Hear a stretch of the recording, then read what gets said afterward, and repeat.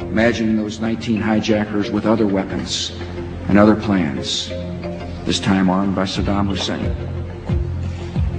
Take one vial, one canister, one crate, slipped into this country to bring a day of horror like none we have ever known. Less than a teaspoon of dry anthrax, a little bit about this amount. UNSCOM estimates that Saddam Hussein could have produced 25,000 liters, and Saddam Hussein has not verifiably accounted for even 1 teaspoonful of this deadly material. I had questions about, this seems strange, what's happening, why the rush to war? I don't understand. Intelligence doesn't support it. Why would we be so far advanced in our war planning by the summer of 2002? I mean specific war planning, invasion planning.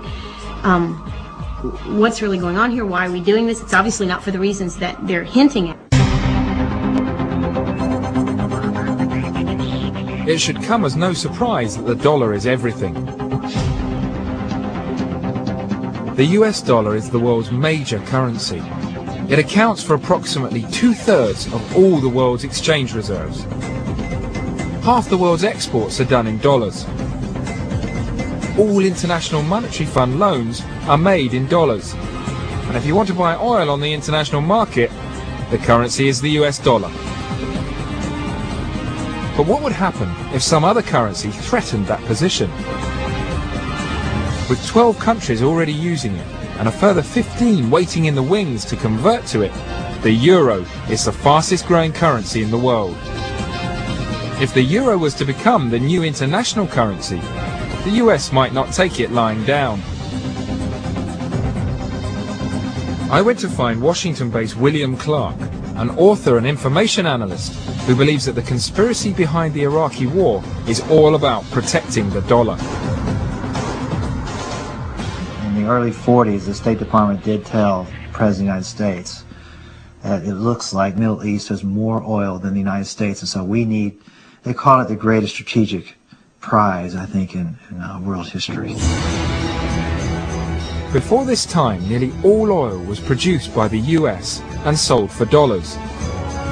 But by the 1970s, oil had been discovered around the world, and a cartel of 11 oil producers, OPEC, conceived a plan to sell their own oil in their own currencies.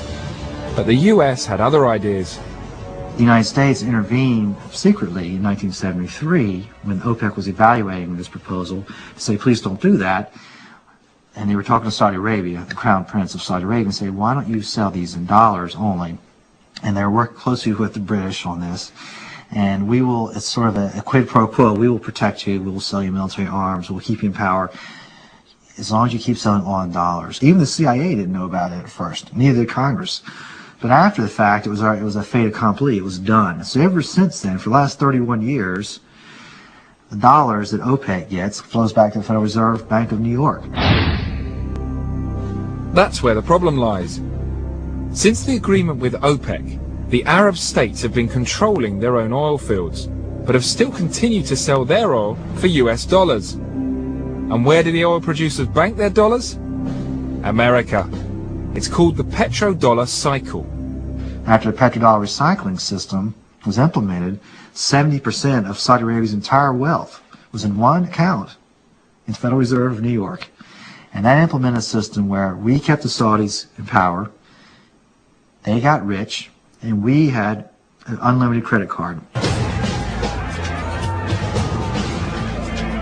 And that's the dark side of the dollar conspiracy, and how America has been carving up the oil industry for years. It's not only the oil producers who have to sell in dollars. Buyers can only pay for oil in dollars as well. And if you don't have dollars, how do you get them? You exchange your goods and services for them. All America has to do is print them. Japan wants to buy oil, so they make a Honda. They sell us the Honda. We give them that money, dollar bills. They take those dollar bills and they give them over to OPEC. OPEC gives them a barrel of oil. OPEC takes those dollar bills and they give them back to us in the Federal Reserve. So we print the money. It goes to our trade partners. They take some of that money. Some of that money goes to buy their oil, their monthly oil bill. Saudi Arabia then invests it right back in us. That's why it's called petrodollar recycling. As long as oil is traded in dollars and the US can print them for nothing, then it has its very own money tree. But what happens when the US cannot print those dollars fast enough to keep up with the huge amounts of imports it needs to survive? America is now importing more goods than it can pay for. So by continuing to print more and more dollars, its debt is reaching a dangerous all-time high. Even with petrodollars, it's still having to borrow from former enemies.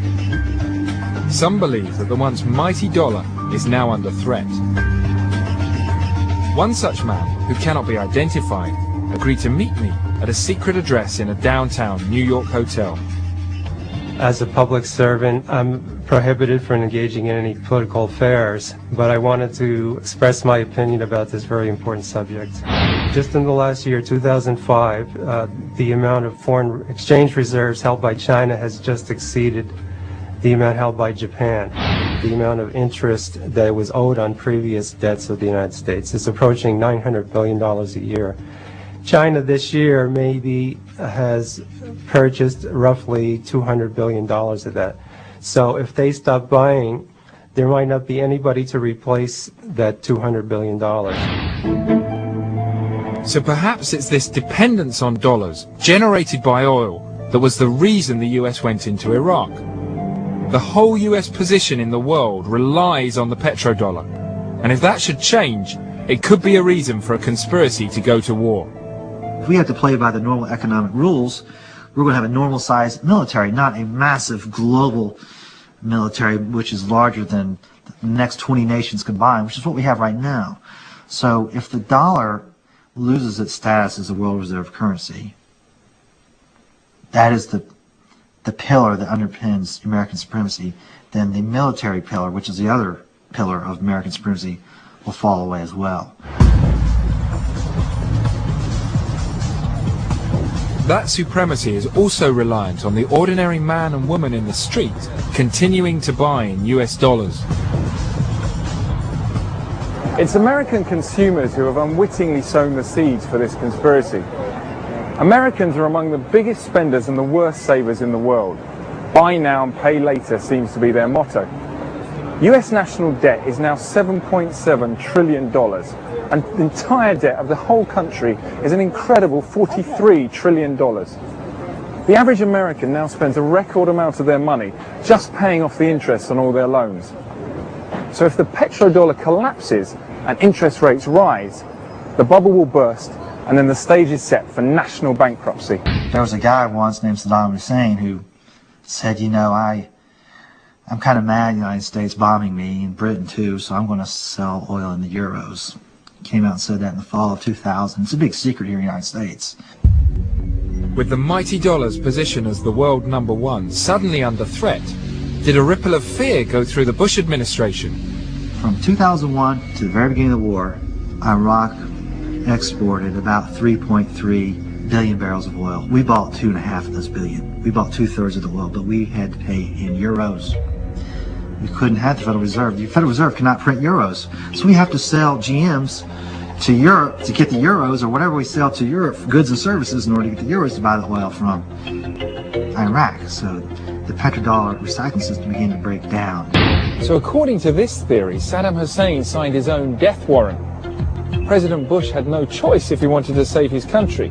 He quickly placed Iraq on his list of axis of evil nations. And with invasion plans already in place, the inevitable soon happened. I think the decision by Saddam Hussein to go for a petro-euro was the last straw. They had to move because the economy was threatened.